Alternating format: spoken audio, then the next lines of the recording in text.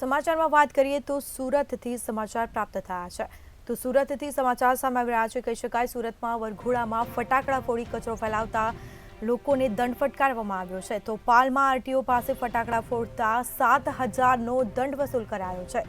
RTO પાસે પસાર થઈ રહેલા વરઘોડાને દંડ ફટકાર્યો છે દંડાત્મક કાર્યવાહી કરાઈ છે ફટાકડા ફોડીને રોડ પર કચરો ફેલાવતા દંડની કાર્યવાહી હાથ ધરાઈ હતી તો પાલિકા દ્વારા રૂપિયા 7,000નો દંડ ફટકારવામાં આવ્યો છે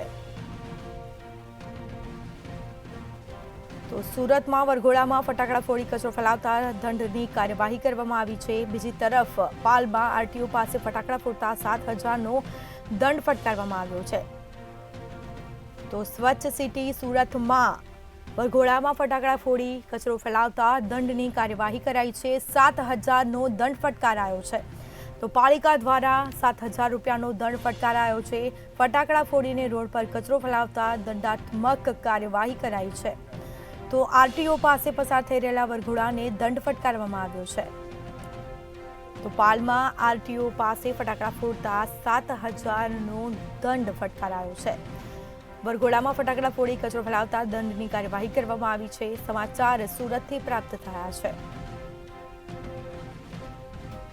તો ફટાકડા ફોડીને રોડ પર કચરો ફેલાવતા દંડની કાર્યવાહી હાથ ધરાઈ હતી જેમાં પાલિકા દ્વારા રૂપિયા 7,000નો દંડ ફટકારાયો છે તો સ્માર્ટ સિટી સુરત સ્વચ્છ સિટી સુરતમાં વરઘોડામાં ફટાકડા ફોડી કચરો ફેલાવતા દંડ ફટકારાયો છે વધુ વિગતો સાથે સંવાદદાતા દિવેશ પરમાર ફોનલાઈન પર જોડાઈ ગયા છે જી સુરતના વરઘોડામાં ફટાકડા ફોડી કચરો ફેલાવતા દંડની કાર્યવાહી હાથ ધરાઈ છે શું માહિતી